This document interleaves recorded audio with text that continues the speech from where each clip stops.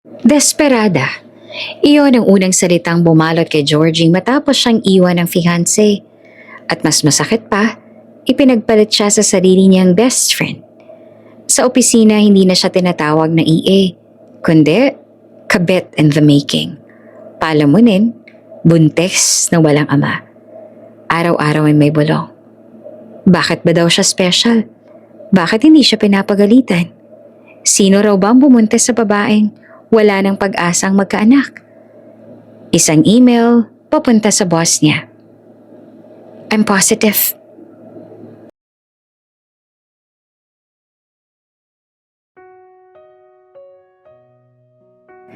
Desperada. Iyon ang unang salitang bumalot kay Georgie sa araw na natutunan niyang kaya pala siyang ipagpalit na parang lumang damit na pwedeng iwan sa silya at kalimutan. Nakatayo siya sa harap ng salamin sa maliit niyang apartment. Suot ang corporate blouse na plansyado pero halatang napuyat. Tiningnan niya ang sarili. Mapupungay ang mata, nanginginig ang panga, pilit na pinapakalma ang dibdib na para bang may humahabol na bagyo sa loob. Sa labas ng bintana bumubuhos ang ulan.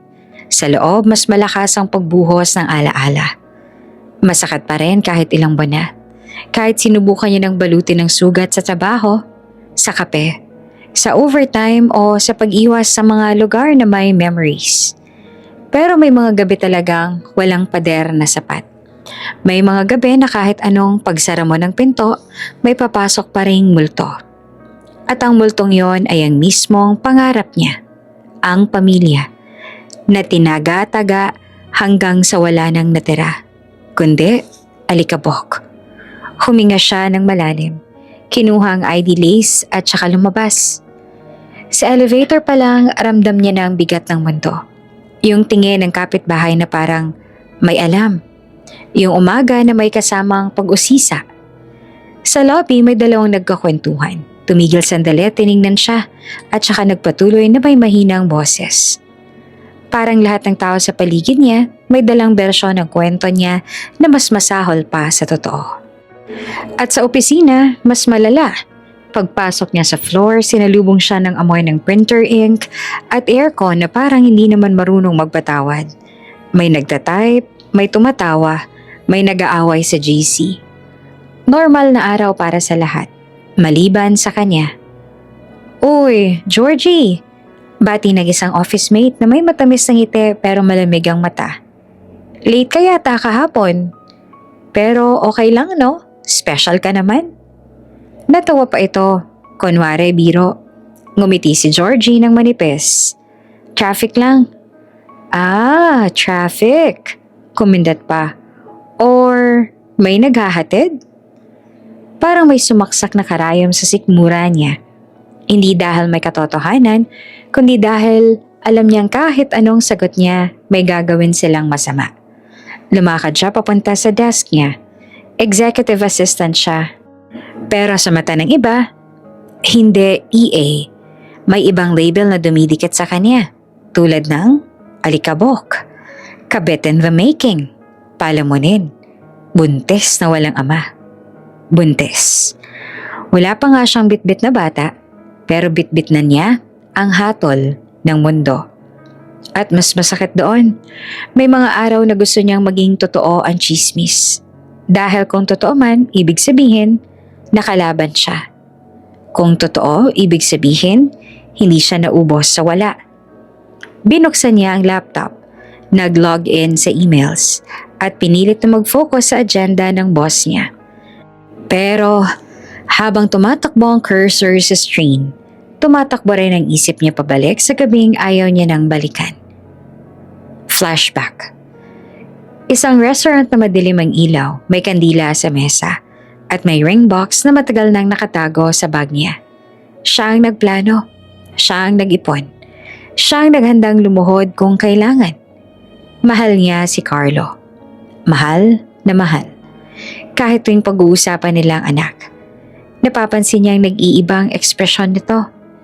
Kahit tuwing nagkakaroon siya ng check-up, sinasabi niyang, "Okay lang, Duff. We'll try again." Pero sa gabing yon, hindi siya ang mauunang magsasalita. "Georgie, Boses ni Carlo na pilit na mahinahon. Kailangan nating mag-usap. Hindi na niya nagustuhan ang tono. Parang may dala ng desisyon. Bakit? Nagpilit siyang ngumiti. Wait, may surprise ako. Stop. Mabilis sa putol nito. Please. Napatigil ang kamay niya sa bag. Biglang naging mabigat ang ring box. Parang bato. I can't do this anymore, sabi ni Carlo. Hindi. Hindi ko na kaya maghintay. Parang may sumabog sa tenga niya. Maghintay? Sa ano? Sa isang iglap may umupo sa tabi ni Carlo. Isang babae, naka-cream blouse, maayos ang buhok, at may tinging walang hiya. Si Mia, best friend niya, kapatid na turing niya. Ang babaeng sumama sa kanya sa klinik. Humawak sa kamay niya sa ultrasound room at nagsabing, "Kaya mo yan, George. Lalaban tayo." Ngayon, kamay na ni Carlo ang hawak ni Mia. At sa kamay na yon, may singsing na pamilyar.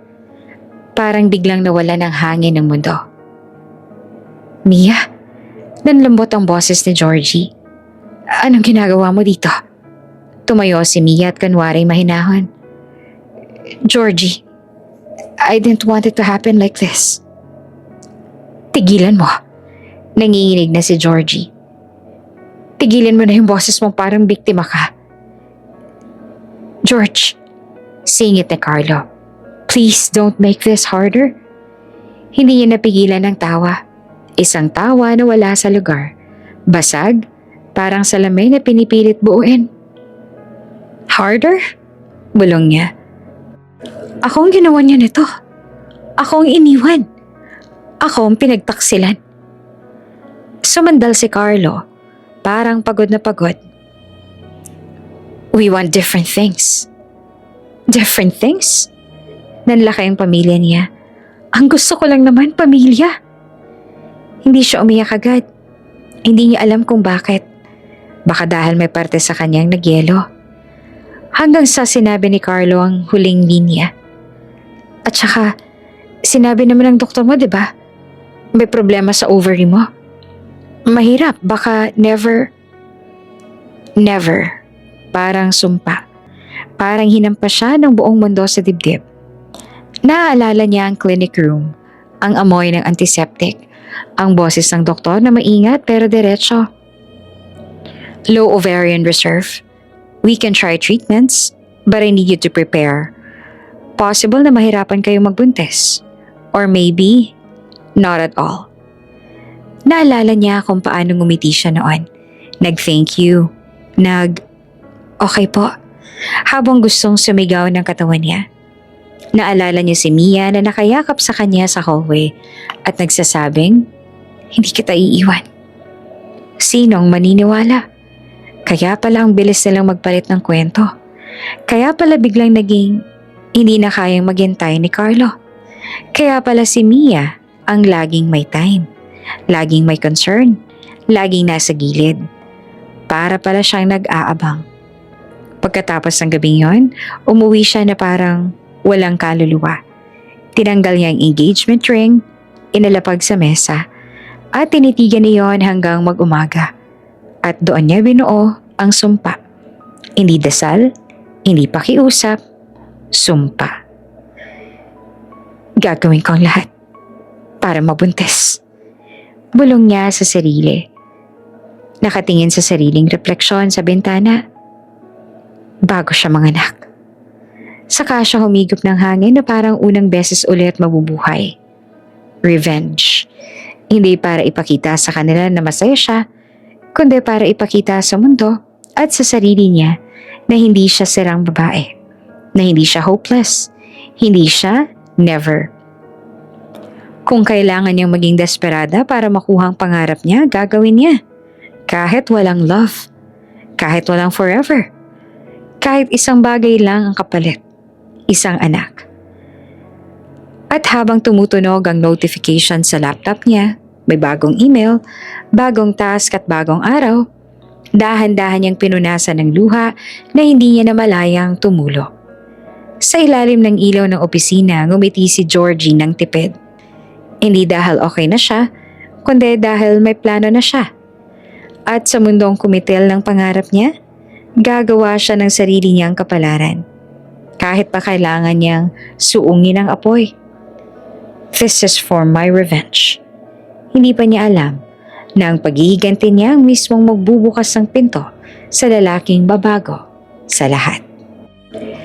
Tahimik ang buong penthouse, pero hindi tahimik ang isip ni Martin. Nakatayo siya sa harap ng floor-to-ceiling window, suot ang plain black shirt na nakabukas ang 2 button sa leeg. Sa baba, kitang-kita ang syudad. Mga ilaw, mga sasakyan, mga taong may kanya-kanyang buhay. Si Martin kahit nasa taas ng mundo ay parang wala pa ring pahinga.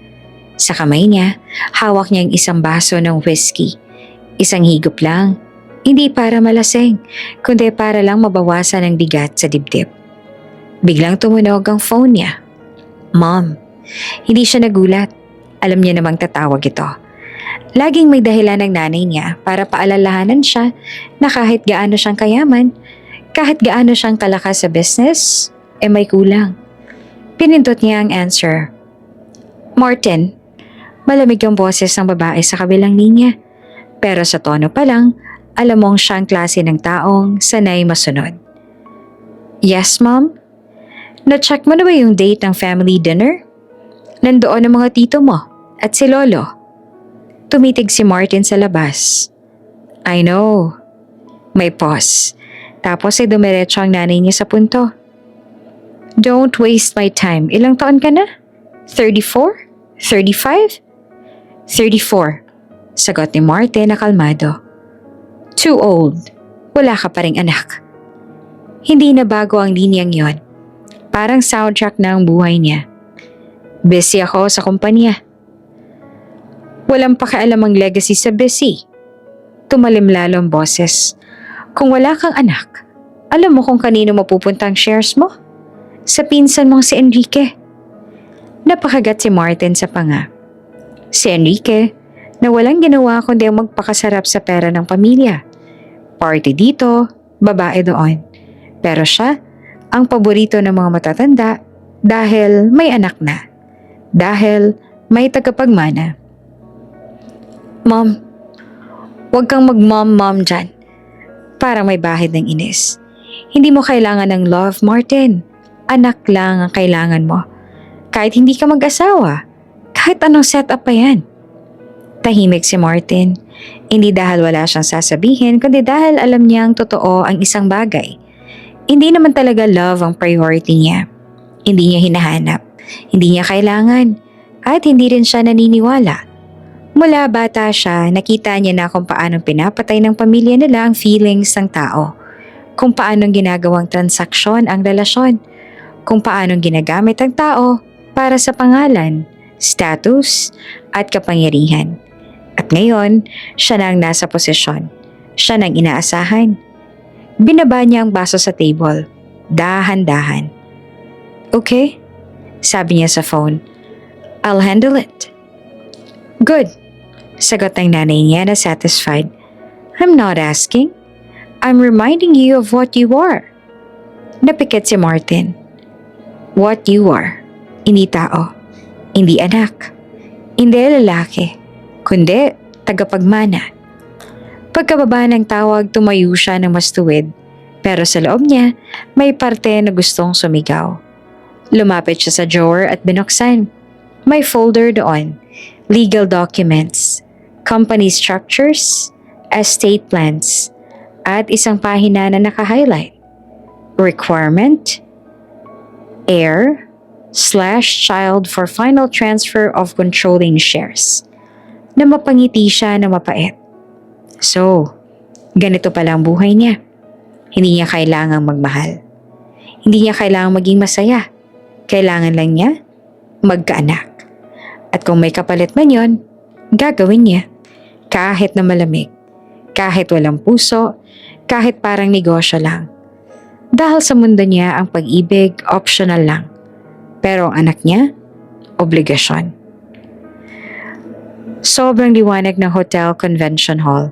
Halos nakakasilaw yung mga chandelier sa taas. Tapos, Ang daming LED screen sa paligid na may nakasulat na Future Tech Summit 20XX. May mga booth at may mga freebies. May mga tao nakasuit na parang lahat sila naka-uniforme. Sa gilid, may coffee station na non-stop ang pila. Si Georgie nakasuot ng simple pero classy na dress. Midnight blue. Sakto ang fit. Pero ang mata niya, halatang pagod. Hindi pagod sa trabaho, kundi pagod sa buhay. Tinapik niya ang ID lace sa leeg ng bata. Huminga ng malalim at pinilit itong ngumiti kahit parang ayaw ng katawan niya. Nandito siya dahil pinadala siya ng kumpanya. Networking, sabi ng boss niya. Get new contracts, sabi ng HR. Pero ang totoong reason?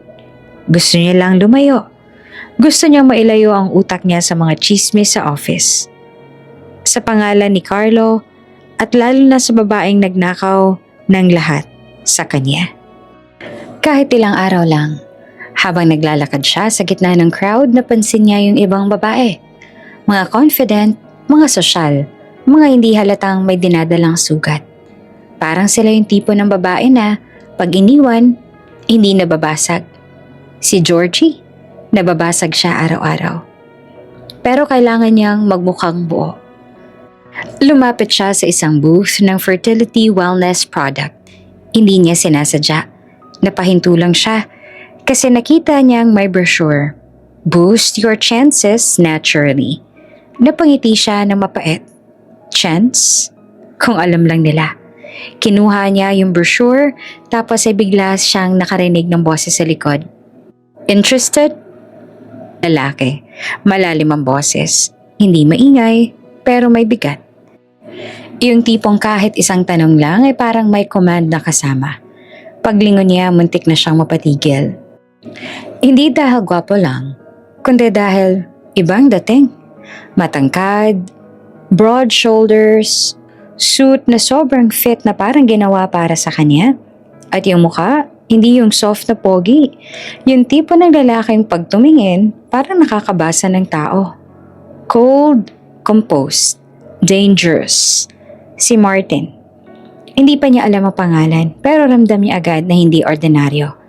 Hindi ito yung tipo ng lalaking pumupunta sa convention para manghingi ng freebies. Hindi rin siya yung tipong nakikipag-small talk. Si Georgie, instinctively nagtaas ng guard. Ano? Tanong niya na medyo defensive. Yumuko bahagya ang lalaki. Tiningnan yung brochure sa kamay niya. Fertility supplements. Namula si Georgie. Parang nahuli. Oo. Natawa siya ng pilit. Hindi naman ako bibili. Curious lang. Hindi siya sanay magpaliwanag sa stranger. Pero sa lalaking to parang kailangan niyang magsalita. Tumango lamang ito. Walang judgment. Curiosity can be dangerous. Or necessary. Sagot niya bago niya napigilan ang sarili. Nagkatinginan sila at doon unang tumama ang kakaibang chemistry. Yung parang may kuryente na hindi mo get saan galing. Pare-pareho silang hindi aamin. Naglakad ang lalaki palapit sa booth. Kinuha ang isang brochure, tiningnan tapos ibinalik. Not your thing? Tanong ni Georgie. Bumaling ito sa kanya. It's complicated. Usually complicated means masakit. Bigla niyang sabi. And then natahimik siya. Ay, ang daldal mo, Georgie. Pero imbes na ma-offend, bahagyang nagtaas ang kilay ang lalaki. Parang interesado. Masakit. Ulit niya. Pero mas mahina. Yeah? Nagulat si Georgie. Pero may diin pa din siya.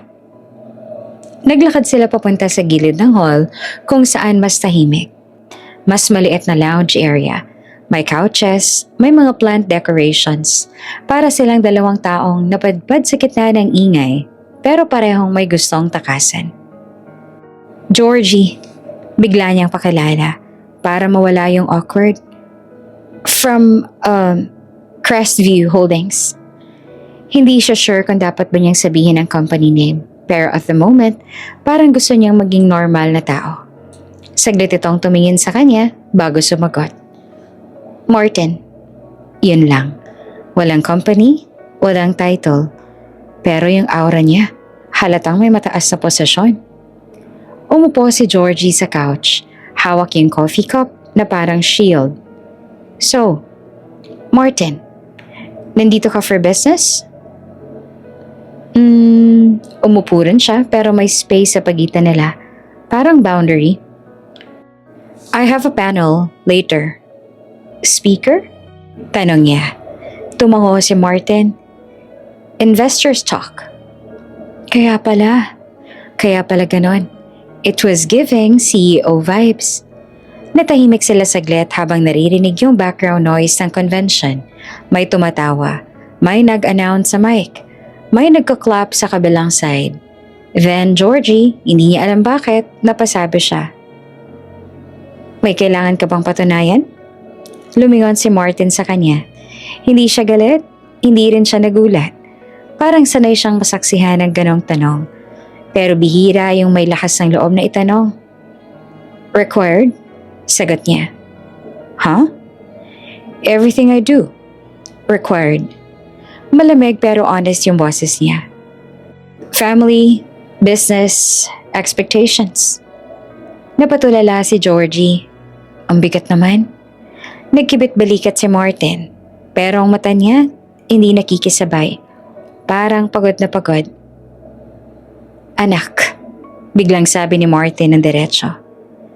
That's the requirement. Nabigla si Georgie. Napahigpit ang hawak niya sa cup. Anak? Yes.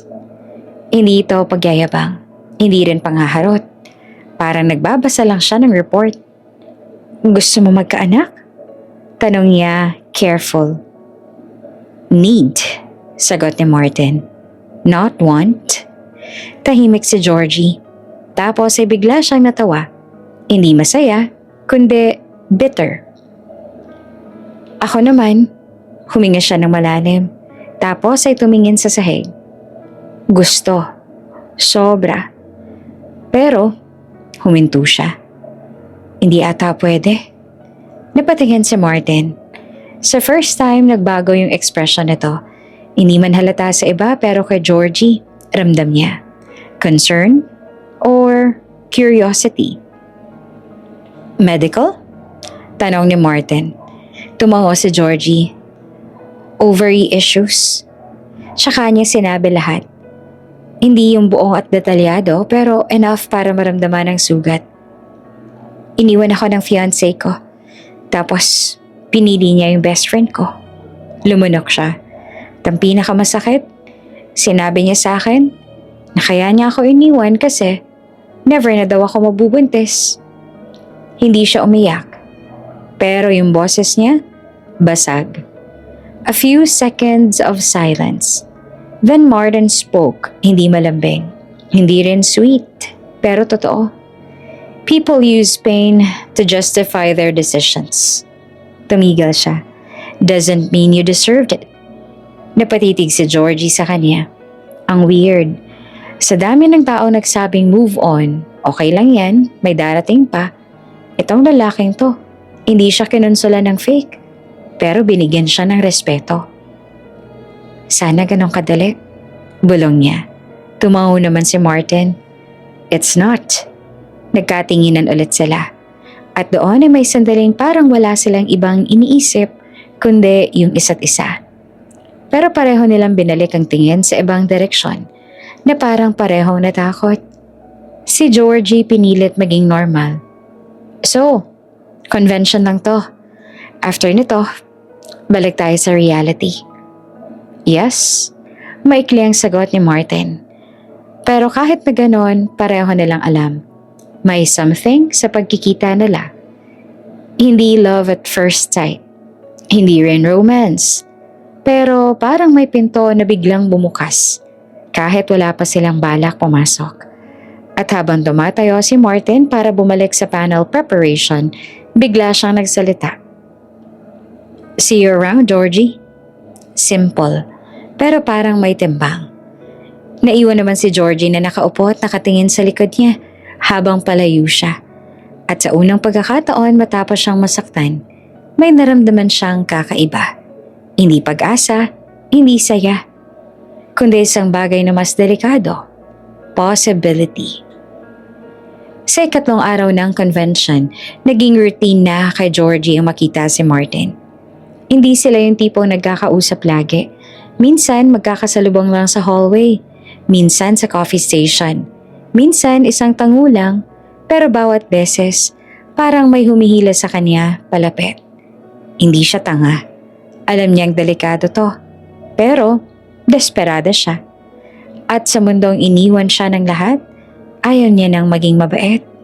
Ayaw niya nang maghintay ng right time kasi sinabi na ng mundo na wala na siyang chance. That night, umakyat siya sa roof deck ng hotel. Tahimik doon.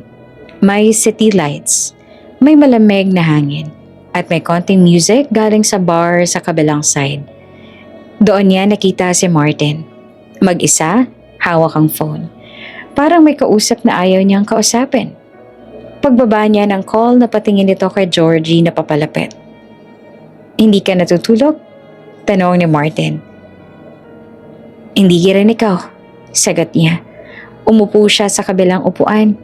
May distansya pa rin. Hindi dahil ayaw niyang lumapit, kundi dahil takot siya na baka maging totoo ang nararamdaman niya. Tahimik sandali, hanggang si Martin ang unang nagsalita. "Let's be direct," sabi niya. Malamig pero klaro. "You want a baby." Tumango si Georgie. "Yes." "And you want it soon," dagdag niya. "Before she gives birth." Sagot ni Georgie. Automatic. Tapos napakunot noo siya. "Wait, sinabi ko ba sa'yo yun?" Hindi sumagot agad si Martin. Parang hindi na kailangan. "May deadline ka," sabi niya. "And I have my own." Napahigpit ang hawak ni Georgie sa rail sa tabi ng upuan. Huminga siya ng malalim. "So?" She swallowed. "Anong gusto mong mangyari?" Tumingin si Martin sa kanya. Hindi bastos, hindi malisyoso, pero parang may bigat ang tingin. Yung tipong pag pumayag siya, wala nang atrasan. "A deal," sabi ni Martin. Napangiti si Georgie, pero hindi masaya. "Deal." Tumayo si Martin at lumapit ng kaunti. Hindi para takutin siya. Parang para siguraduhin lang na naririnig niya. "Convention is 1 week," sabi niya. "We try every day. No excuses." Namula si Georgie pero hindi siya umiwas. Imbes, tumango siya. "Okay," sagot niya. Then she added, parang gusto niyang kontrolin ang usapan. "May lahi kami ng kambal," sabi niya, trying to sound confident. "So pag nabuntis ako, kambal yan." First time, may very slight change sa mukha ni Martin. Parang may amusement na pilit niyang tinatago. "Kambal," ulit niya. "Yep," ngumiti si Georgie. "Para sulit." Bumalik sa seryoso si Martin. "If it works, we split." Tumigil ang hangin sa pagitan nila. "Split?" tanong ni Georgie kahit alam niya. "You keep custody," sabi ni Martin. "I'll provide everything financially. Pero may rights ako sa bata. At dapat, anak ko siya legally." Naglaban ang dibdib ni Georgie. Naramdaman niyang umiinit ang mata niya, pero pinigilan niya. Hindi ito love story. Ito ang plano niya. "Okay," sagot niya. Kasunduan. Naglabas si Martin ng phone. Mabilis na nag-type. "I'll email the terms.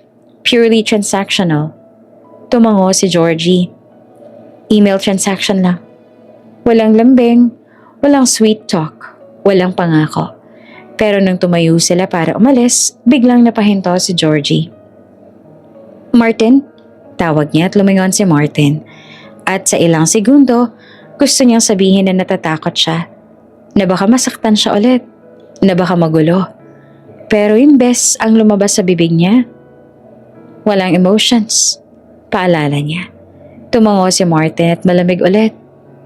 None. Paglakad nila papunta sa elevator, pareho silang tahimik. Pero pareho rin nilang alam. Sa kasunduang ito, may mabubuo. At hindi lang bata ang pwedeng mabuo. Pagbalik ni Georgie sa kwarto niya, agad niyang chinek ang email. Nandun na. Subject line, agreement. Maikli at walang paligoy-ligoy. At sa babay isang linya. No relationship, no feelings, only results. Napahawak si Georgie sa dibdib niya. Then she whispered to herself na parang mantra, para sa revenge. At sa kabilang kwarto, si Martin naman nakatingin sa phone. Parang may parte sa kanya na gustong bawiin ang deal, pero huli na. Kasi pumirma na ang kapalaran. Dumating ang huling araw ng convention na parang walang nangyari. Pero para kay Georgie, parang may parte ng buhay niyang naiwan sa hotel na yon. Sa lobby, naglabasan ng mga delegates. May nagtatawanan, may naghahabulan sa shuttle, may nagpapapicture sa tarp na may logo ng event. Si Georgie, hawak ang luggage niya. Nakamask ng okay lang na mukha. Paglingon niya, nakita niya si Martin sa di kalayuan. Naka-black suit, hawak ang phone. Parang normal lang. Parang hindi sila nagkaroon ng kasunduan. Parang hindi sila nagsugal sa loob ng isang linggo. Lumapit siya. Steady ang steps. Kahit nanginginig ang loob. Martin, tawag niya. Tumingin ito at parehong lamig pa rin ang mata. Georgie. Walang ngiti at walang lambing. Parang dalawang taong nagkakilala lang sa seminar. Nagkatinginan sila, saglit lang. Pero sapat para maramdaman ni Georgie yung bigat ng paalam. Uuwi na ako, sabi niya. Same, sagot naman ni Martin. Tumango si Georgie. Thanks sa pagiging direct. Thanks for sticking to the deal. Sagot naman niya na parang business talk. Wala man lang ingat, wala man lang mamimiss kita. Walang kahit anong dapat meron kung may feelings. At yon ang gusto ni Georgie. Dapat ganon. Pero habang tumatalikod siya, biglang sumiksik sa dibdib niya ang tanong, paano kung hindi gumana? Pinatay niya agad ang thought. Hindi pwede ang doubt. Sa elevator, tumingin siya sa reflection niya. Walang luha, walang drama. Then she whispered, parang pinapako sa utak.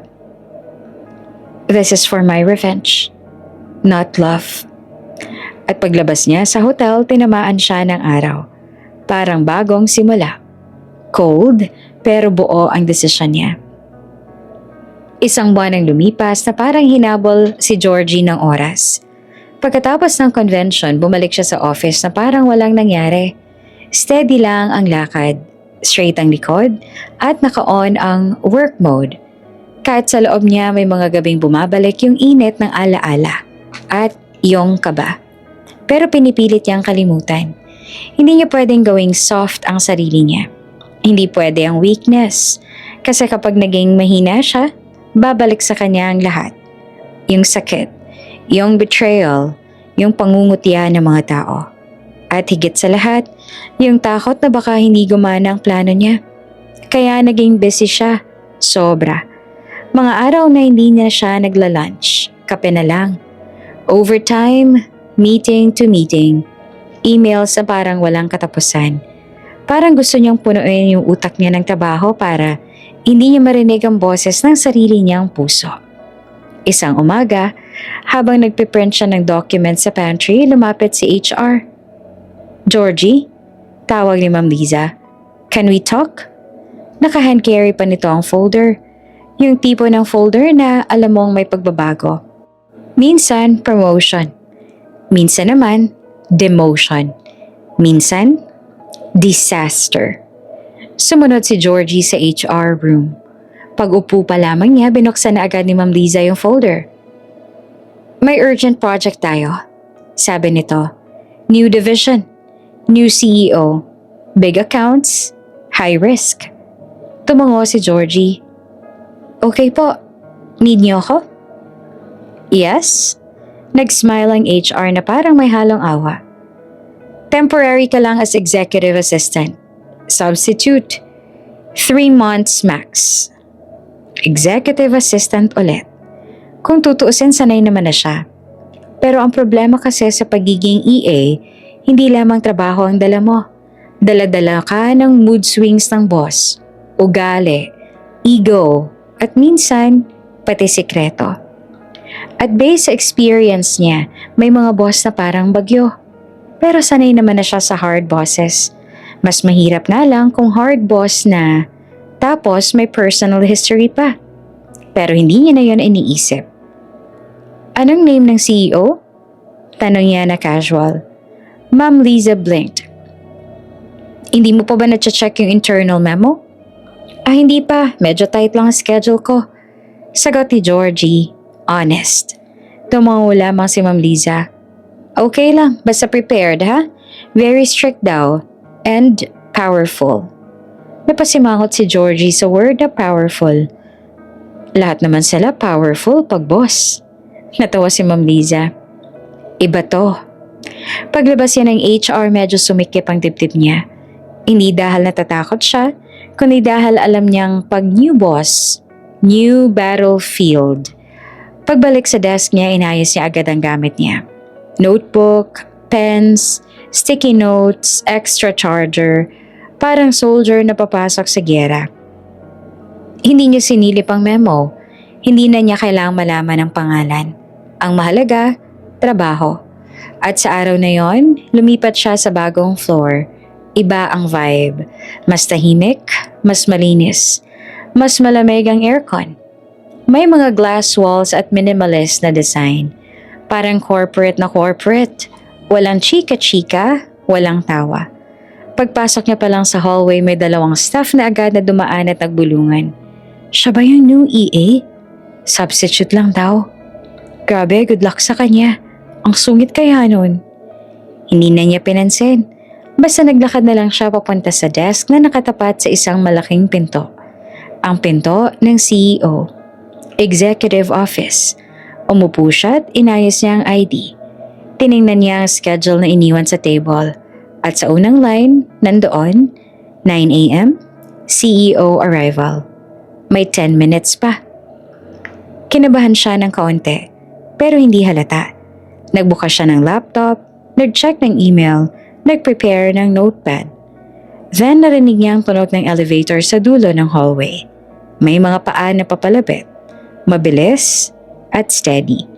Hindi yung lakad ng simpleng employee, yung lakad ng taong sanay na sinusunod.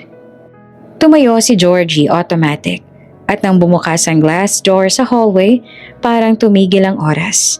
Ang unang lumitaw, 2 lalaki na mukhang security o executive assistants din. At sa gitna nila, si Martin. Naka-gray suit, crisp white polo. Walang tie pero mas nakakatakot tingnan. Hindi siya yung tipo ng lalaking kailangan pang magyabang ng status kasi ramdam mo agad kung sino siya. At yung mukha niya, parehong lamig pa rin. Yung aura na unang nakita ni Georgie sa convention, mas tumindi ngayon. Kasi ngayon, hindi na siya stranger. Boss na niya siya. Nanlamig ang balat ni Georgie. Parang binuhusan siya ng yelo mula ulo hanggang paa. Hindi siya nakagalaw agad. Si Martin naman tumigil rin. Hindi halata sa iba. Pero kay Georgie, alam niyang nagulat din siya. Kasi sa loob ng split second, nagbago ang mata nito. Parang may flash ng pagkilala. Tapos, agad na itinago. Parang nag-close ang pinto. At pareho nilang ginawa. Pretend, game face, walang history, walang kasunduan, walang 1-week deal. Walang mga gabing hindi dapat banggitin. Lumapit si Martin sa desk niya. Tumingin siya kay Georgie na parang unang beses pa lang nalang nagkita. Good morning, malamig na sabi niya. Nilunok ni Georgie ang kaba sa lalamunan. Pinilit niyang ngumiti professionally. Good morning, sir. I'm Georgie Santos. I'll be your executive assistant for this project. Tumango si Martin. Martin Valencia. Parang tinusok ang puso niya sa sarili niyang pangalan. Valencia. So ito pala ang buong pangalan niya. Hindi lamang simpleng Martin. CEO talaga. At hindi lang CEO base sa mga bulong Mayaman, may power, may legacy, at may requirement. Anak. Si Georgie pinilit maging normal. I reviewed your schedule, sir. Your first meeting is with the board at 9:30. Coffee? Saglit siyang tinignan ni Martin. Parang tinatansya kung gaano siyang kabilis masisira. Black, no sugar. Noted. Sagot niya agad na mabilis. Tumalikod si Martin papunta sa office niya. Bago niya buksan ang pinto, huminto siya saglit at nagsalita ulit nang hindi lumilingon. And, Miss Santos? Yes, sir? Keep things professional. Malamig ang tono na parang may tinatamaan. Nanigas si Georgie. Professional. Oo naman, yun din naman ang gusto niya. Opo, sagot niya. Always. Pagpasok ni Martin sa office, saka lang siya nakahinga ng malalim. Pero hindi pa rin humuhupa ang kaba. Kasi kung dati, ang plan niya ay revenge lang, ngayon, araw-araw niyang makikita ang lalaking kasunduan lang dapat. At habang naglalakad siya papunta sa pantry para kumuha ng kape, naririnig niya ang mga bulong ng mga staff sa gilid. Yan na pala yung new CEO? Grabe yung aura niya, no? Nakakatakot. Basta wag ka lang talaga magkakamali dyan, kundi tapos ka. Napahawak si Georgie sa tiyan niya. Hindi dahil masakit, kundi dahil may kakaibang takot. Paano kung nabuntis siya? At kung nabuntis man siya, paano niya itatago yun sa opisina kung ang ama ay boss niya? Pagbalik niya sa desk, nakita niyang nag-email si Martin sa kanya. Subject, Project Protocols. 3 pages of rules. No personal calls, no unnecessary talk, no delays. Parang robot. Parang wala silang pinagsamahan.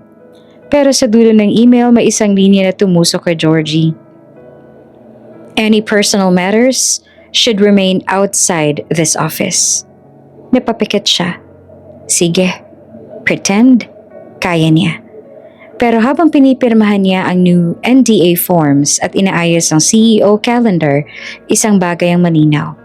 Hindi na ito simpleng deal. Ito na ang simula ng mas malaking gulo. Hindi sanay si Georgie na nanginginig ang katawan niya sa opisina. Sanay siya sa stress. Sanay siya sa pagod. Sanay siya sa boss na masungit. Sa deadlines, sa mga taong tumitingin sa kanya na parang may kasalanan siya sa mundo. Pero ngayong araw, iba. Mula umaga pa lang parang may bumabaliktad na sa sikmura niya. Yung amoy ng coffee sa pantry. Dati comforting. Ngayon, nakakasuka. Yung aircon na malamig, mas malamig sa balat niya. Tapos ang ulo niya, parang umiikot. Kaya niyang tiisin. Kailangan niyang tiisin. Lalo na't bago siya sa project.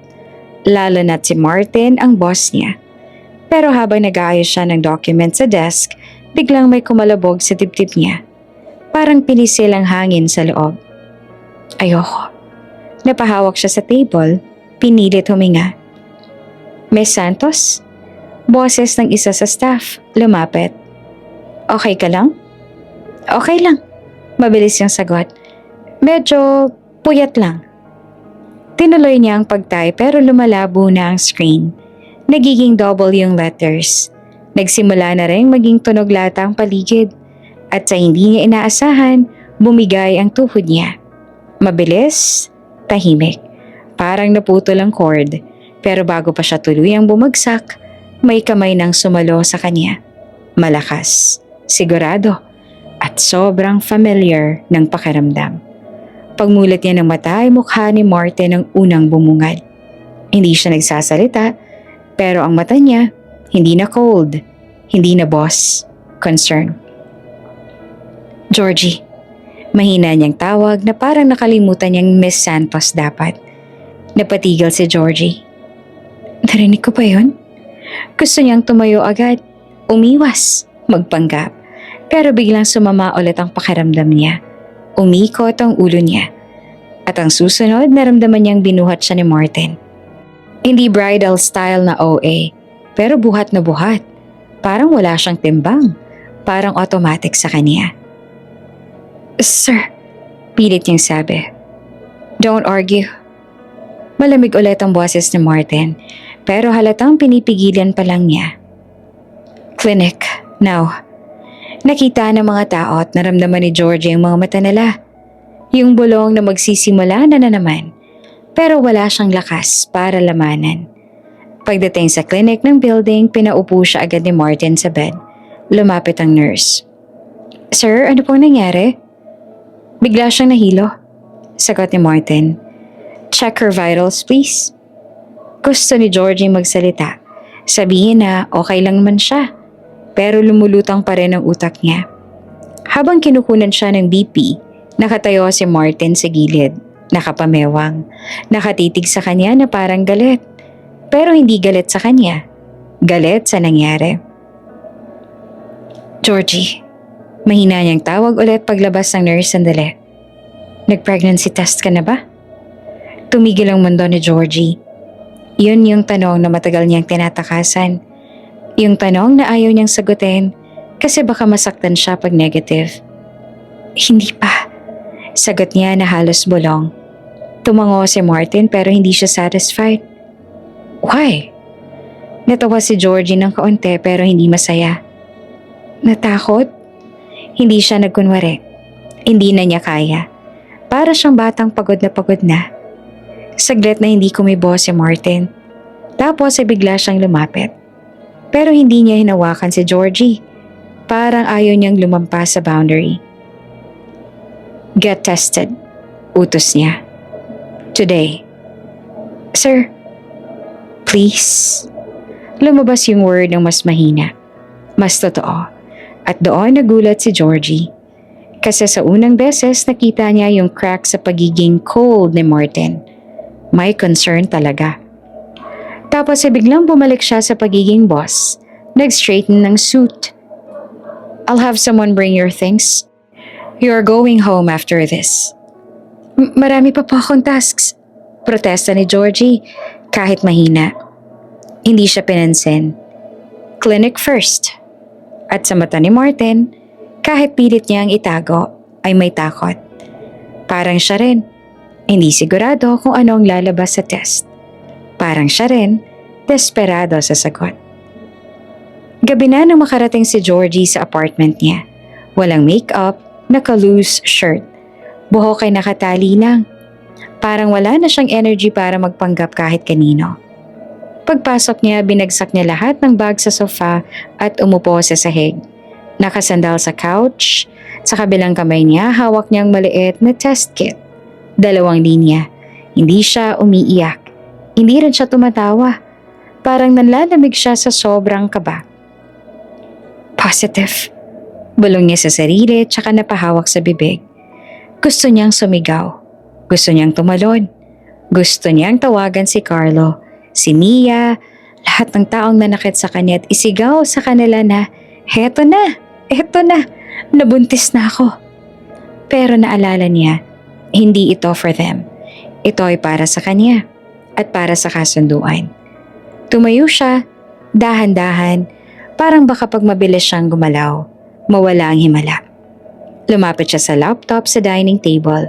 Binuksan, nag-log in sa email. Kahit nanginginig ang kamay niya, pinilit niyang maging kalmado. Transaction ito. Kasunduan. Walang emosyon. Pero yung dibdib niya ay parang may kumakabog na drum. Binuksan niya ang bagong email. To Martin Valencia. Subject, update. Sa body, wala siyang nilagay na drama. Walang hi o good evening. Wala ring emojis. Diretso. Pregnant, positive. Pinindot niya ang send. Saglit siyang napapikit. Parang pinakawalan niya ang hininga na 1 buwan niyang kinulong. Then she whispered again, parang mantra. Pero this time, shaky. Nanalo ako. Sa kabilang side naman ng syudad, nasa office pa rin si Martin. Tahimik ang executive floor. Ilaw lang ng monitor ang bumibiyak sa dilim. Nakatali pa rin ang necktie niya, pero nakaluwag na. May mga document na nakakalat sa table pero hindi niya binabasa. Nakatitig siya sa inbox, parang naghihintay. Isang notification ang lumabas. From Georgie Santos. Hindi siya huminga agad. Binuksan niya lang ang email at nang mabasa niya ang unang dalawang salita, napatigil ang mundo niya. Pregnant? Positive. Sa unang pagkakataon, nawala ang kontrol sa mukha niya. Hindi siya ngumiti, pero may tumama sa dibdib niya. Parang biglang bumigat. Pero hindi masama. Hindi rin siya makapaniwala. Matagal siyang nakatitig sa screen. Parang gusto niyang ulitin ng 10 beses para siguradong hindi siya nag-e-imagine. Then, slowly, bumalik siya sa pagiging Martin Valencia. CEO, cold, required. Nag-reply siya. Walang kahit anong emotion. Walang congratulations, walang tanong kung okay siya, walang relief. Isang linya lang. Noted. Will proceed accordingly. Pinindot niya ang send. Pero kahit na ganon, pagkatapos yung mag-send ay napahawak siya sa dibdib niya. Kasi sa totoo lang, sa likod ng cold reply, unang beses siyang natakot. At unang beses, natuwa. Kinabukasan pumasok si Georgie sa office na parang may dala siyang malaking sekreto sa tiyan. Hindi siya naglalakad ng iba. Hindi siya nakasuot ng iba. Pero sa loob niya ay parang ang laki ng nagbago. May baby. Gusto niyang hawakan ng tiyan niya every second. Parang gusto niyang siguraduhin nandun pa rin. Pero syempre, hindi pwede. Baka may makahalata. Baka magsimula na naman ang mga bulong.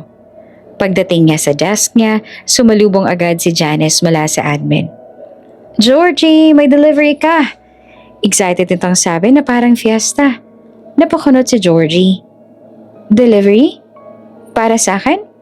Oo. Tinuro ni Janice yung 3 paper bag sa gilid. Ang dami oh. Sana all. Lumapit si Georgie. May malaking box ng fruits.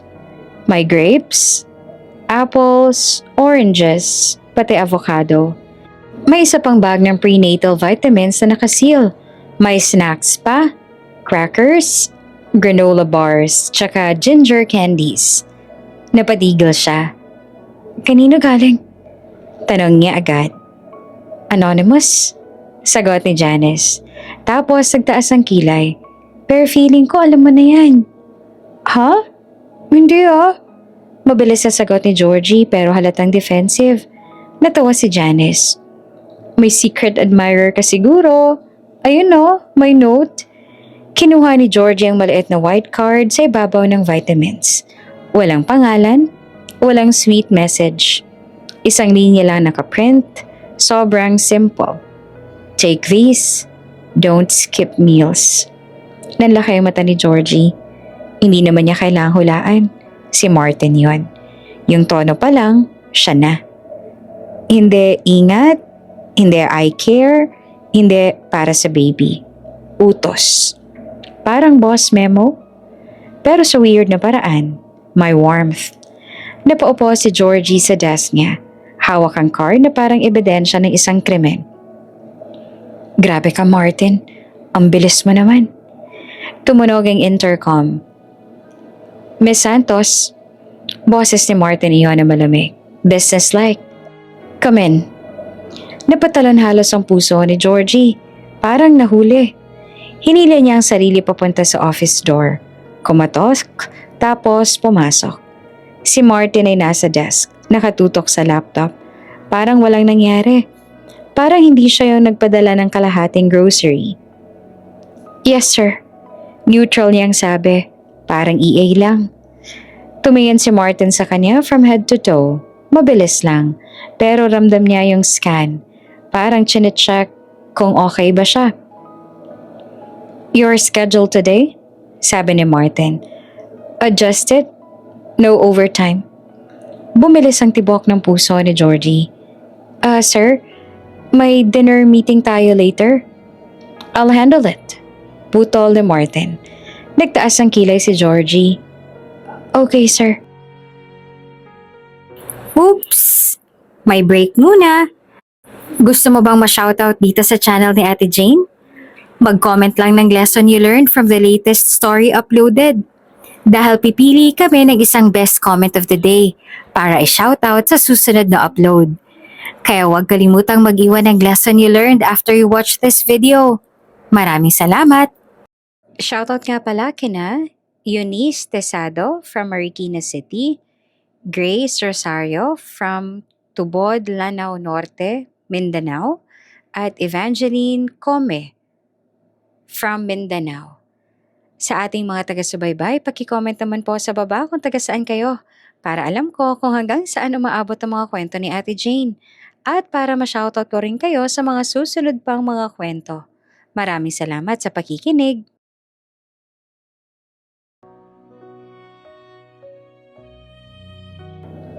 Natahimik sandali, lalo na't sa loob ng office, sila lang.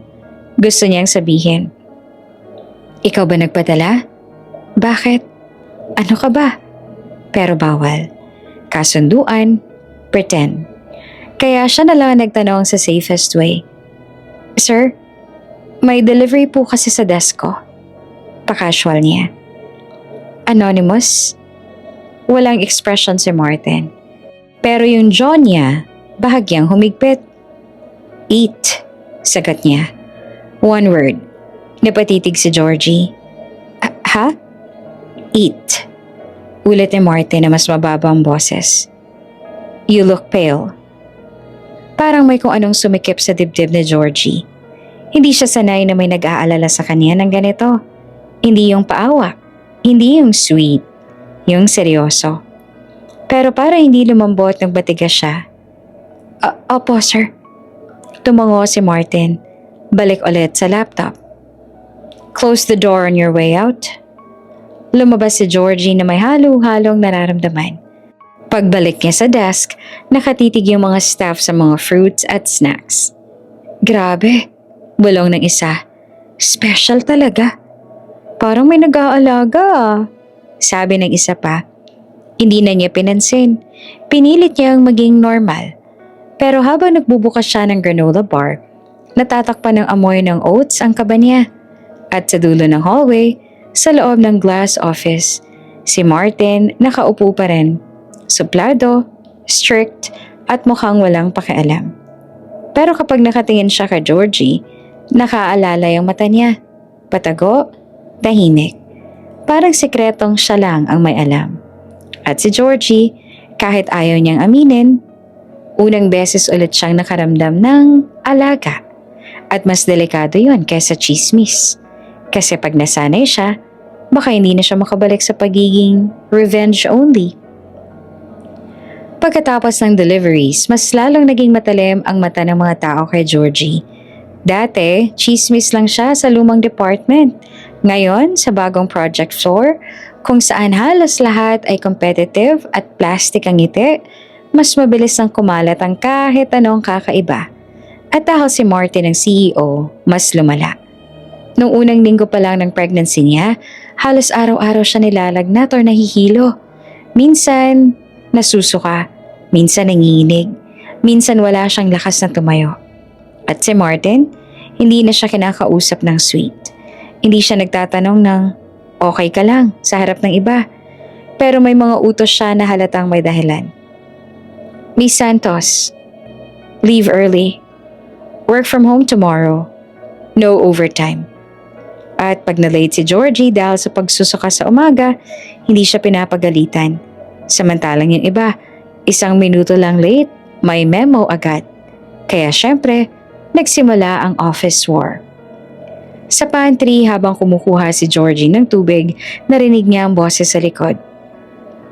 "Grabe no?" sabi ng isang babae, si Rina, senior staff na kilala sa pang-iintriga. "Kay Georgie lang lenient si Sir Martin." "Oo nga," sagot ng isa. "Parang may something." "Baka nga buntis," bulong ni Rina. Mas malakas pa sa dapat. Single naman yun ah. Sino naman kayang ama? Tumigil si Georgie. Naka-freeze siya sa harap ng water dispenser. Nasa bibig niya na ang baso pero hindi niya mainom. Sumunod pa ang boses. Or baka kabit. Baka sugar baby. Di ba dati may issue na siya? Yung fiancé niya na iniwan daw siya? Exactly, kaya nga desperada. Parang may mainit na dugo ang umakyat sa mukha ni Georgie. Gusto niyang bumaliktad at sagutin sila. Gusto niyang sabunutan si Rina, pero pinigilan niya na lang. Di pwede, bawal mag-react. Kasi pag nag-react siya, mas lalo na lang seseryosohin ng chismis. Kaya umalis siya sa panty na parang walang marinig. Pero sa loob niya, nanginginig ang dibdib niya sa galit at hiya. Pagbalik niya sa desk, pilit siyang ngumiti sa ibang staff. Kahit gusto niyang umiyak, nilunok niya lahat. At sakto, tumunog ang intercom. Miss Santos, conference room, now. Boses iyon ni Martin. Kinabahan si Georgie. Akala niya napagalitan siya. Pagpasok niya sa conference room, nandoon si Martin. Nakatayo sa unahan. At sa harap niya nakapila ang 4 na staff, kasama si Rina. Nanigas ang lalamunan ni Georgie. Anong nangyayari? Hindi tumingin si Martin sa kanya, pero nang magsalita, bumagsak ang boses niya sa buong kwarto. Let's be clear, malamig niyang sabi. I don't tolerate gossip. Not in this division. Tahimik, walang huminga. Si Rina nagsimulang magpaliwanag. Sir, we were just... Stop. Mabilis na putol ni Martin. You were spreading rumors about my employee. About her personal life. Namula si Rina. We didn't mean... You don't need to mean it. Sabi ni Martin na mas tumalim. You just need to stop. Lumapit si Martin sa mesa. Nakasandal. Parang leon na tahimik pero handang Manila. From today, sabi niya, anyone caught spreading malicious rumors gets written up immediately. Second offense, termination. May suminghap. Si Rina nanlaki ang mata. Sir, get out. Utos ni Martin. Isa-isang lumabas yung staff. Halos hindi makatingin kay Georgie. Naiwan si Georgie at si Martin. Tahimik. Nakatayo lang siya, hawak ang notebook niya. Hindi alam kung ano ang sasabihin. Si Martin hindi pa rin nakatingin sa kanya, pero halatang galit. Hindi sa kanya, sa mundo. Sir, mahinang tawag ni Georgie. Hindi niya naman kailangan. Doon siya tiningnan ni Martin. At sa mata niya, walang lambing, pero may isang bagay na malakas. Pagprotekta. Walang may karapatang bastusin ka. Mababang sabi ni Martin. Napatigil si Georgie. Kasi sa unang beses, may tumayo para sa kanya. At hindi niya alam kung mas matatakot ba siya o mas mahuhulog. Mas naging hectic ang project pagkatapos ng incident sa chismis. Mas madalas ang meetings. Mas madalas ang visitors at mas madalas na nakikita si Georgie ng ibang tao kasi si Martin, kahit suplado, gusto laging organize ang paligid niya. That day, may investor visit, si Mr. Lucas Tan, mid-40s, foreign accent, magaling magsalita at halatang sanay sa business. Pagpasok pa lang sa floor, ang daming staff na nag-straighten ng posture. Si Georgie, ang naka-assign mag-assist sa kanya hanggang sa boardroom. Miss Santos, sabi ni Mr. Tan habang naglalakad sila. You look very refreshing. Napakunot noo si Georgie, pero ngumiti pa rin. Thank you, sir. Are you married? Diretsong tanong nito. Parang casual lang. Nabigla si Georgie. No po. Oh, ngumiti si Mr. Tan. Tapos dahan-dahan tumingin sa tiyan niya. But you look glowing. Nanlamig si Georgie. Please, wag dito. Tinatry niyang i-divert. Sir, the meeting will start in 5 minutes. Would you like coffee? Mr. Tan chuckled. Coffee later. You first. How long have you been working with Mr. Valencia? Just recently. Sagot niya na mas mabilis na. I was assigned to the project. Lucky man. Bulong ni Mr. Tan. Sobrang hina pero narinig pa rin ni Georgie. At sakto, pagbukas nila ng boardroom door, nandoon si Martin. Nakatayo sa unahan, kausap ang dalawang executives. Pero nang makita niya si Georgie at si Mr. Tan, biglang tumalim ang tingin niya. Yung aura niya, parang biglang uminit. Mr. Tan, pati ni Martin, business smile pero malamig. Welcome. Martin, masayang sagot naman ni Mr. Tan. Tapos agad na lumingon kay Georgie. Your assistant is impressive. Nag-freeze si Georgie. Tapos narinig niya namang sumagot si Martin. Masyadong kalmado. Focus on the deal. Pero yung mata ni Martin napako kay Mr. Tan na parang sinasabing, don't. Sa buong meeting tahimik lamang si Georgie sa gilid. Nagno-notes. Pero ramdam niya na hindi normal si Martin. Mas mabilis magsalita, mas strikto, mas maikli ang pasensya. Parang irritable. At kapag tumatawa si Mr. Tan habang tumitingin kay Georgie, lalo lang tumitigas ang mukha ni Martin. Pagkatapos ng meeting, lumabas si Mr. Tan na nakangiti pa rin. Miss Santos, sabi nito, maybe after work you can show me around? Hindi siya available. Boses ni Martin. Matalim. Mabilis. Lahat tumahimik. Napatingin si Mr. Tan kay Martin. Amused. Oh, protective ka masyado. Busy siya. Sagot ni Martin. That's all. Nabula si Georgie.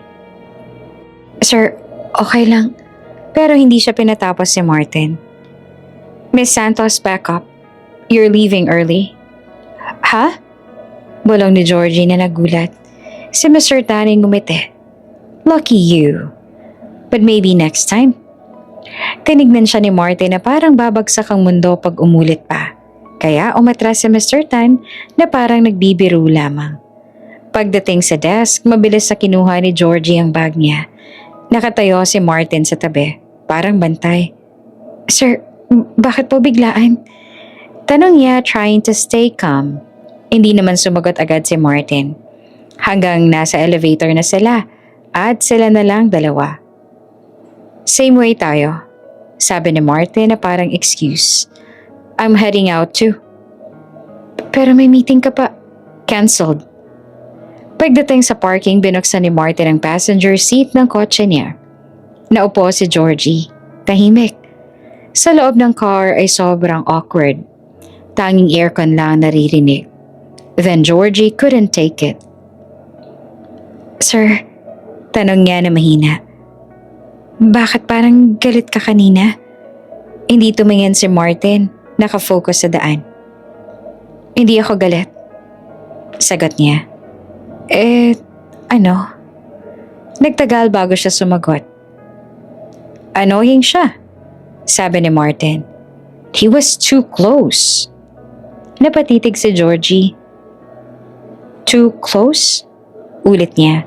Siya lang lumingon si Martin. One quick glance. Don't misunderstand. Dagdag niya agad. I'm just avoiding complications.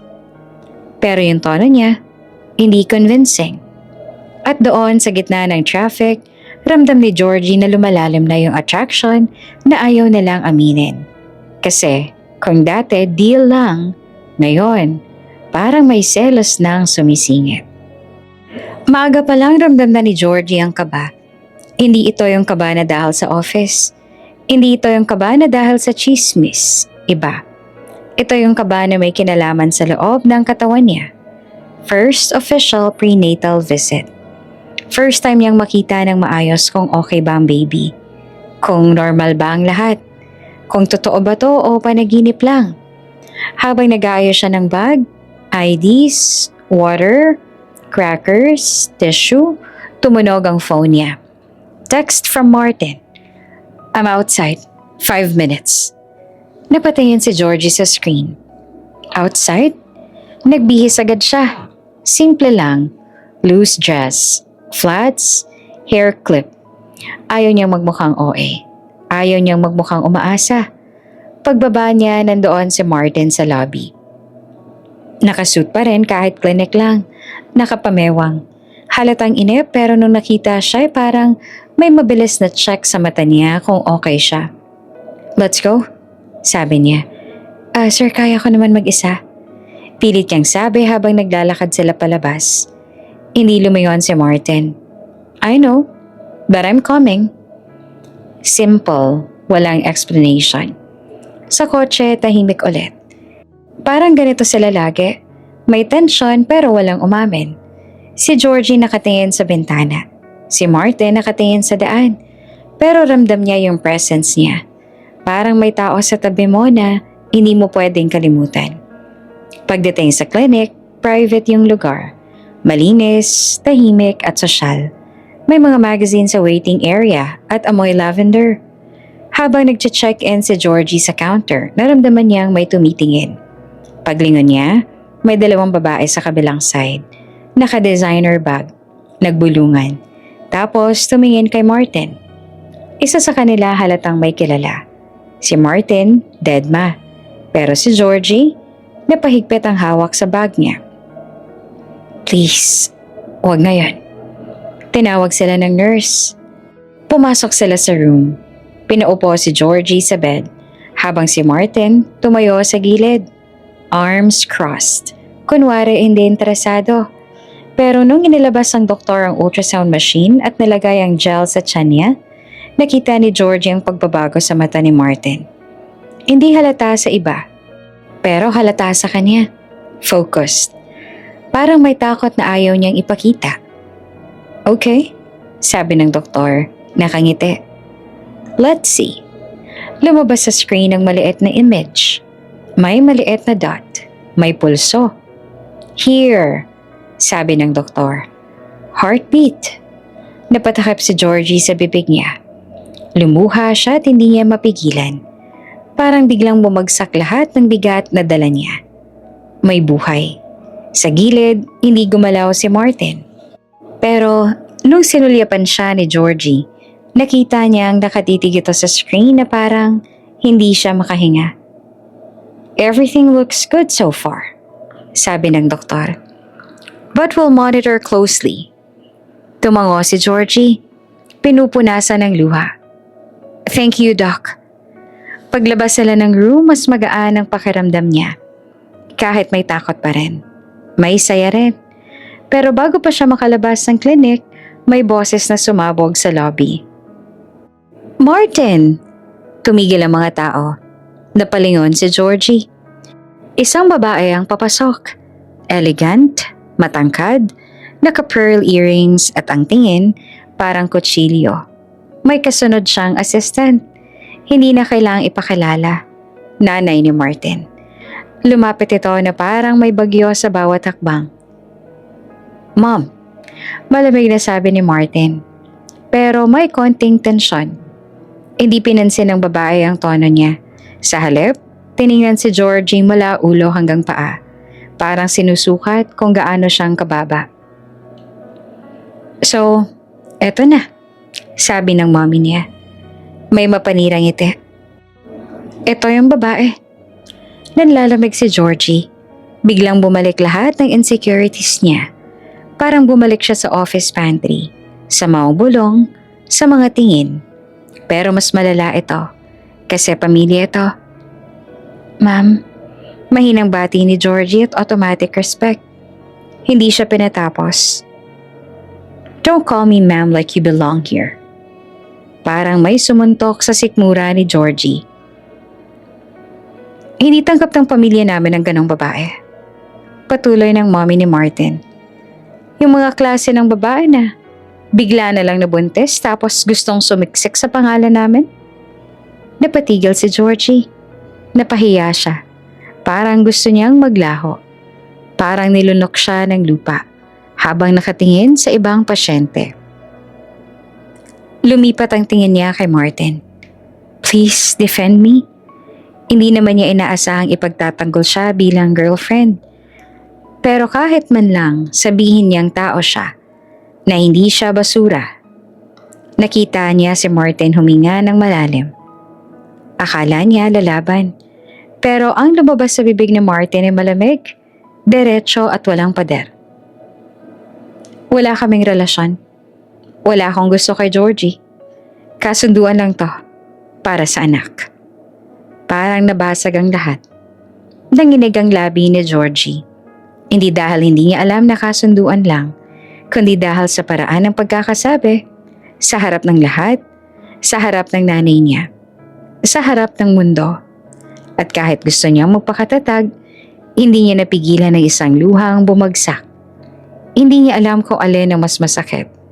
Yung pang-iinsulto ng mommy o yung pag-ayo ni Martin para lang matapos ang gulo. Pag-uwi ni Georgie galing clinic, parang wala na siyang kaluluwa. Hindi siya nagsalita sa biyahe. Hindi siya tumingin kay Martin. Hindi rin siya nag-thank you kahit alam niyang dapat. Wala siyang lakas. Yung utak niya paulit-ulit lang ang isang linya. Wala kaming relasyon. Wala akong gusto kay Georgie. Sobrang simple, pero sobrang sakit. Pagbukas niya ng pinto ng apartment, hinubad niya agad ang sapatos niya at saka naupo sa sahig. Nakatitig lang siya sa pader na parang doon nakasulat ang sagot kung bakit siya ginanito. Nagalit siya. Sa mommy ni Martin, oo. Pero mas galit siya kay Martin. Hindi dahil hindi niya alam na kasunduan lang yon at alam niya naman ang rules. Pero hindi niya inakalang kaya niyang sabihin yon ng ganong kalamig. Parang wala lang siya. Parang incubator lang siya. At ang pinakamasakit doon, may part sa kanya na umaasa. Na inisip niyang baka kahit konti. May concern siya bilang tao. Napatakip siya sa mukha niya. Nanginginig ang balikat niya habang tahimik siyang umiiyak. Then she whispered. Masikip ang lalamunan. Ang tanga mo, Georgie. Tumingin siya sa salamin sa sala. Namumugto ang mata niya. Maputla ang labi. Parang batang iniwan sa gitna ng ulan. At doon niya inulit ang sinumpa niyang reminder. Huwag kang mag-ilasyon. Kasunduan lang. Kinabukasan, pumasok siya sa office na parang may armor. Naka-ponytail, simple makeup, straight posture. Pero yung aura niya ay malamig. Hindi siya ngumiti. Hindi na siya nakikipagbiruan. Hindi siya na good morning. Kahit si Janice na palaging friendly na tahimik nang dumaan siya. Pagdating sa desk, bumukas ang pinto ng CEO office. Lumabas si Martin. Miss Santos? Tawag niya. Hindi siya lumingon agad. Yes, sir? Come in. Utos si Martin. Pumasok siya sa office na parang robot. Schedule? Already updated. Putol ni Georgie na mabilis. Naka-email na rin sa inyo yung revised meeting notes. Napatingin si Martin sa kanya. You're upset? Hindi po. Sagot niya pero halatang nagsisinungaling. Nagtatrabaho lang po ako. Tumahimik si Martin sandali pero hindi na siya nakasingit. Kasi may dumating na visitor. Isang babae na naka-red blazer. Classy, confident, investor. Martin! Masayang bati ng babae. Miss Delgado. Sagot ni Martin. Business smile. Si Georgie naka-standby sa gilid. Pero habang nag-uusap, si Martin at si Miss Delgado, ramdam niya na close sila. Yung tipo ng closeness na parang may history, may comfort. Tawa ng tawa si Miss Delgado. Tapos minsan, hinahawakan pa ang braso ni Martin habang nagbibiro. At si Martin, hindi umiiwas. Hindi niya alam bakit biglang kumulo ang dugo ni Georgie. Akala niya okay lang. Wala naman sila. Pero bakit parang sinisikipan niya? Nagulat siya sa sarili niyang reaksyon. Biglang naging sharp ang tono niya pag nagsasalita. Coffee po ba, Miss Delgado? Tanong niya. Pero parang may patalim. Oo, sagot ng babae at ngumiti. Ikaw pala si Georgie. I heard you're his new assistant? Temporary lang po, sagot ni Georgie. Masyadong mabilis. Nagtaas ng kilay si Martin pero hindi nagsalita. Paglabas si Georgie para kumuha ng coffee, hindi niya mapigilan ng ines. Hindi niya alam kung kanina siya galit. Sa sarili ba niya? Kay Martin? Or sa babaeng yon? Pagbalik niya, narinig niya nagsasalita si Miss Delgado. So Martin, dinner tayo soon? Like the old times? Tumigil ang kamay ni Georgie sa tray. Sobrang bigat ng dibdib niya. Pagkaalis ni Miss Delgado, tumahimik ang office. At doon tinanong siya ni Martin ng diretsyo. Nagsiselos ka ba? Napatigil si Georgie. Napailing siya at tumawa na pilit. Sir, para saan? Wala namang tayo. Ang sakit bigkasin. Pero, iyon ang totoo. Dapat. Lumapit si Martin. Hindi mabilis, hindi aggressive. Dahan-dahan. Parang ayaw niyang takutan siya. Georgie. Tawag niya sa pangalan niya ulit at yung paraan na parang hindi boss. Please stop. Sabi ni Georgie at umiwas ng tingin. Hindi ko kailangan ng explanation. Pero bago pa siya makalayo, hinawakan ni Martin ang kamay niya. Mainit, matigas ang grip, pero maingat. Parang gusto niyang humingi ng tawad pero hindi marunong. Nagkatinginan sila. At sa mata ni Martin, unang beses niya nakita ang softness na hindi para sa ibang tao. Sorry, bulong ni Martin. Nanlaki ang mata ni Georgie. Ano? About sa clinic? Dagdag ni Martin na mahina. I didn't mean it like that. Pero sinabi mo. Pabulong niyang sagot, nanginginig. Huminga ng malalim si Martin. Yun lang yung paraan para tumigil si Mom. Kung pinaglaban kita, mas lalala. Tahimik si Georgie pero masakit pa rin. Tao ako, bulong niya. Hindi lang ako kasunduan. Tumango si Martin at parang tinamaan. I know, sabi niya. And I'm sorry. Hindi niya binitawan ang kamay niya. At sa maliit na hawak ngayon, unti-unting nabasag ang pader ni Georgie. Kasi kahit ano pang sabihin nila, kahit contract pa, may puso nang sumisingit. At pareho na nilang alam, delikado na sila. Lumipas ang mga buwan na parang roller coaster. Lumaki na ang tiyan ni Georgie. Mas madaling mapagod. Mas madalas mahilo. Pero mas matibay ang loob niya. Lalo na ngayon, dahil sa kabila ng gulo may isang tahimik na routine silang ni Martin na parang lihim na kasunduan na mas malalim pa sa papel. Hindi sila sweet sa office, hindi sila nag-holding hands, pero si Martin laging may paraan. May driver na ready, may snack sa drawer niya na may go home early. Kapag nakikita niyang namumutla siya, at kahit ayaw aminin ni Georgie, may parte na siyang masaya. Hanggang dumating ang isang araw na ayaw niyang dumating. Nakatanggap siya ng balita. Nanganak na raw si Mia. Nasa ospital na. Si Carlo ang kasama. Hindi niya na dapat pakialaman. Pero parang may humila sa kanya. Hindi dahil gusto niya makieksena, kundi dahil gusto niyang makita ang katapusan ng chapter na nanakit sa kanya. At isa pa, weird man, pero gusto rin niyang ipakita sa sarili niyang kaya niyang humarap. Kaya, nandun siya. Isang private hospital. Malamig, puti, amoy disinfectant. Naglakad si Georgie sa hallway na parang may dalang bigat sa bawat hakbang. Kasunod niya si Martin. Nakakap siya at plain jacket. Parang ayaw mapansin. Hindi siya yung tipong madaling makilala ng ordinaryong tao kung hindi mo alam ang pangalan niya. At sa ospital, walang nag-e-expect na may CEO na nandun. Sure ka? Tanong ni Martin habang papalapit sila sa nurse station. Tumango si Georgie. Sandali lang. Gusto ko lang matapos na to sa utak ko. Hindi na siya tinanong pa. Tumango lamang si Martin. Parang bodyguard na tahimik. Habang hinihintay ni Georgie yung nurse na mag-confirm ng room, may narinig siyang tawa sa likod. Tawang pamilyar. Nag-freeze ang katawan niya. Paglingon niya, nakita niya si Carlo. Nakaupo sa waiting area. Hawak ang phone, nakangiti na parang hero. Sa tabi niya ang nanay ni Mia. At sa gilid, may bouquet of flowers. At ilang segundo lang, lumabas si Mia mula sa room. Naka-wheelchair, may blanket, at halatang pagod pero masaya. Carlo, malambing na tawag ni Mia. Tumayo naman si Carlo at parang excited. Love? Nagkatinginan sila. Tapos hinalikan ni Carlo ang noon ni Mia. Parang may kutsilyong humiwa sa dibdib ni Georgie. Pero hindi siya umiyak. Hindi na siya yung dating Georgie na luluhod sa sakit. Nakatayo siya, matatag.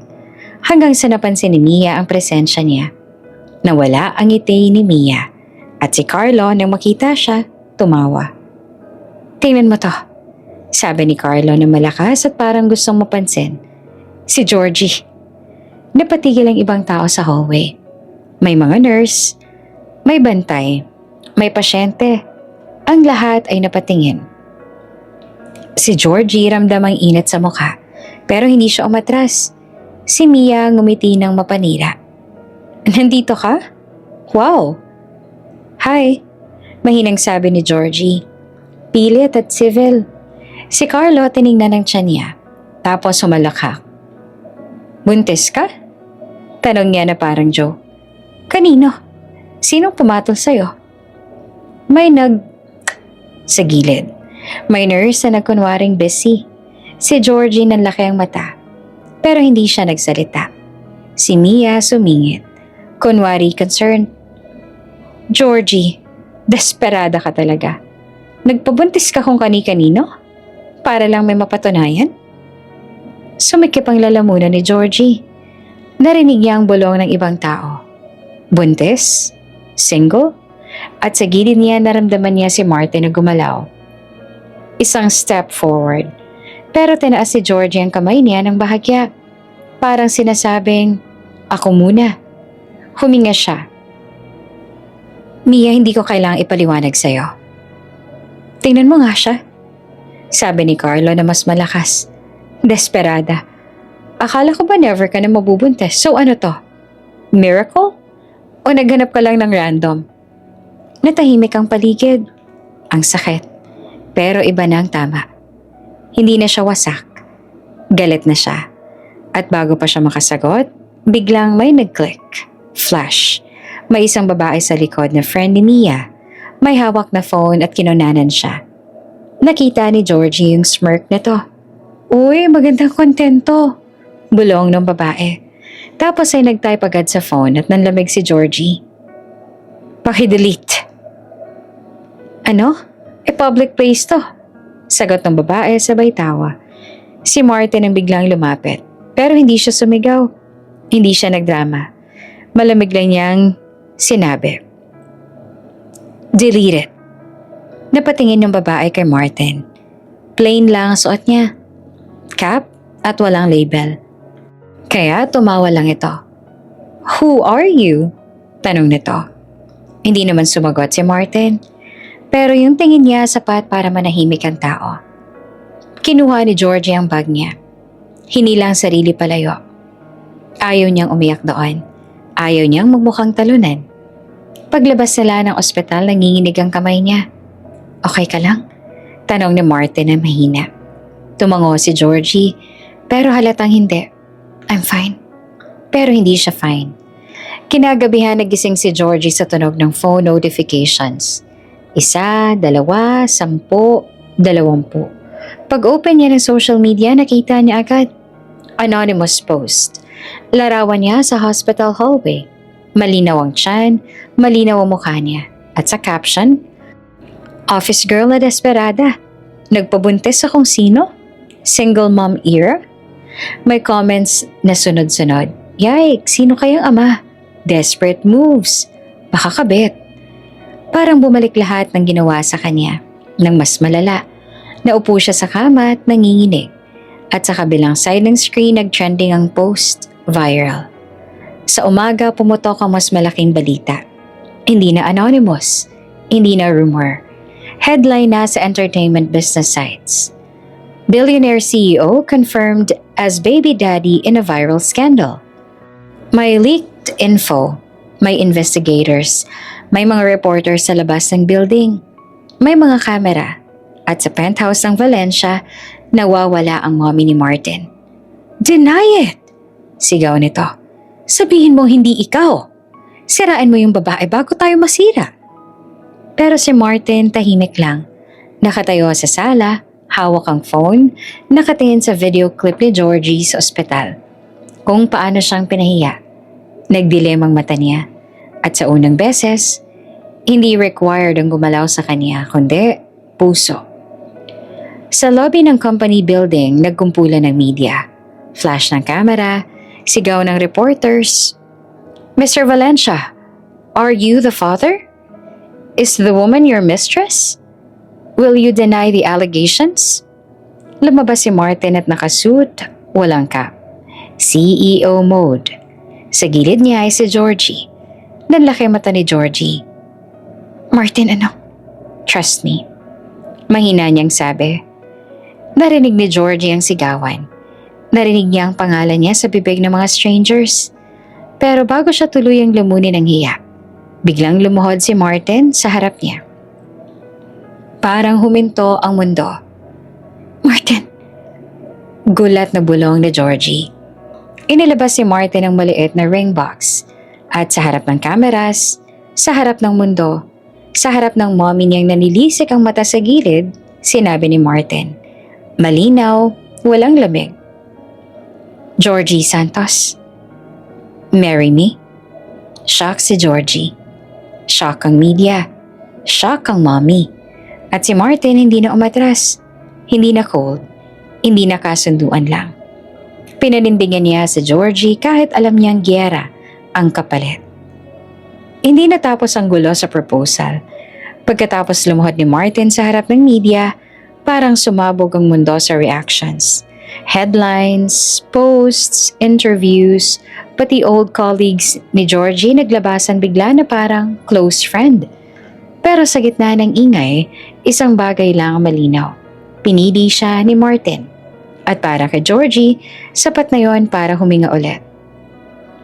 Sa kabilang banda, si Carlo at Mia hindi nakaligtas.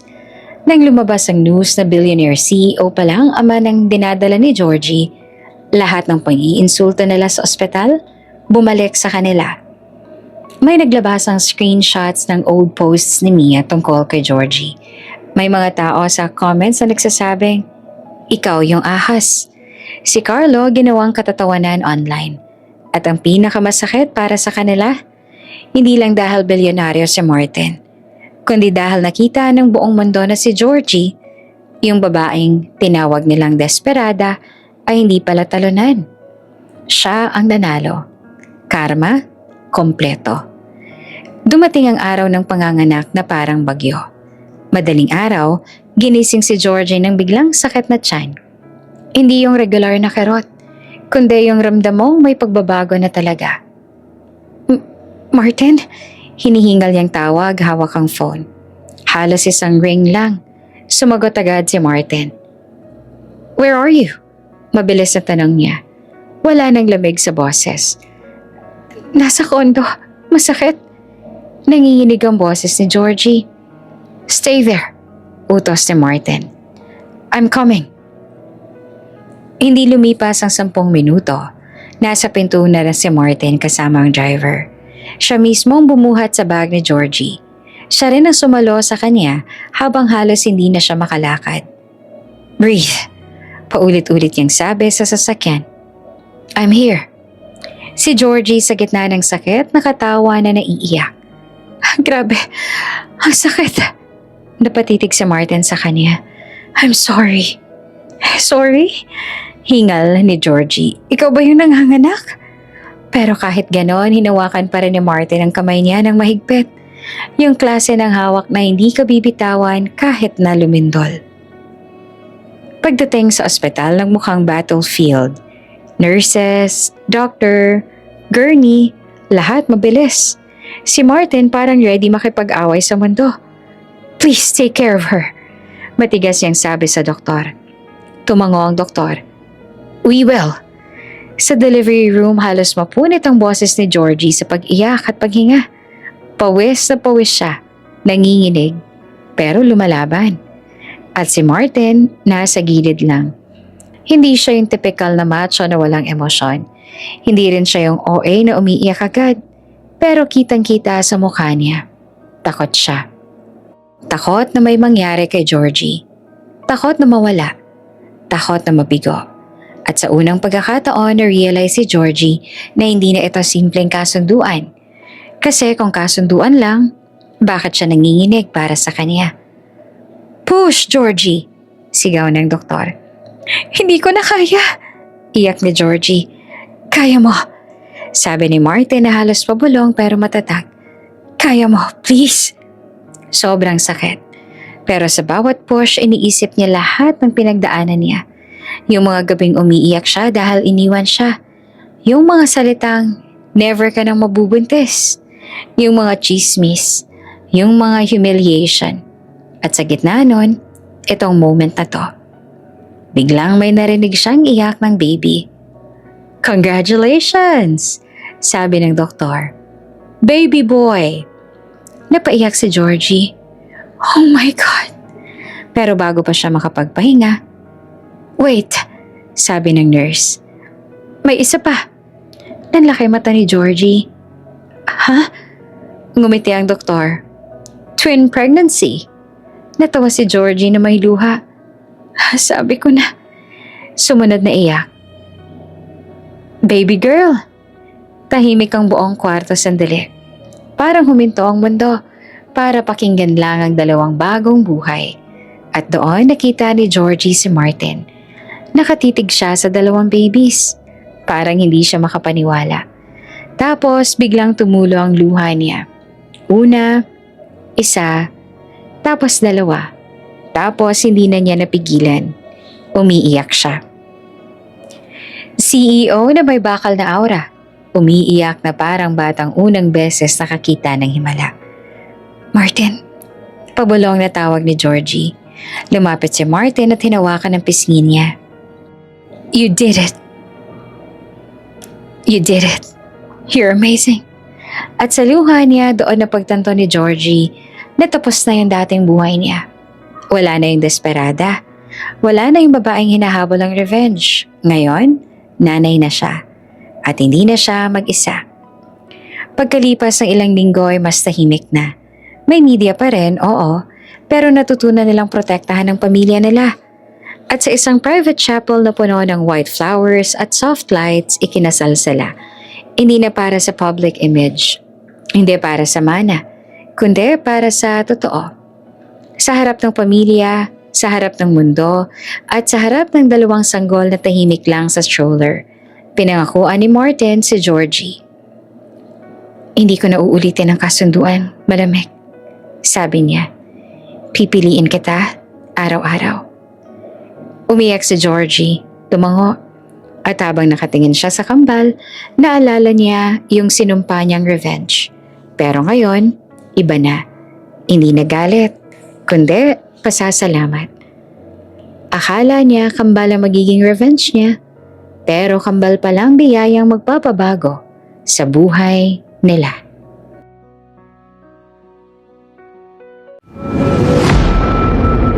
Kung bago ka pa lang sa channel na ito, Ate Jane TV, huwag kalimutang pindutin ang notification bell and subscribe button. Sana po hindi naman malaking abala sa inyo ang pagpindot ng subscribe button dahil ang kapalit po nito ay ang pagsuporta para makapag-produce ng mga libreng stories sa mga channels ni Ate Jane. Maraming salamat!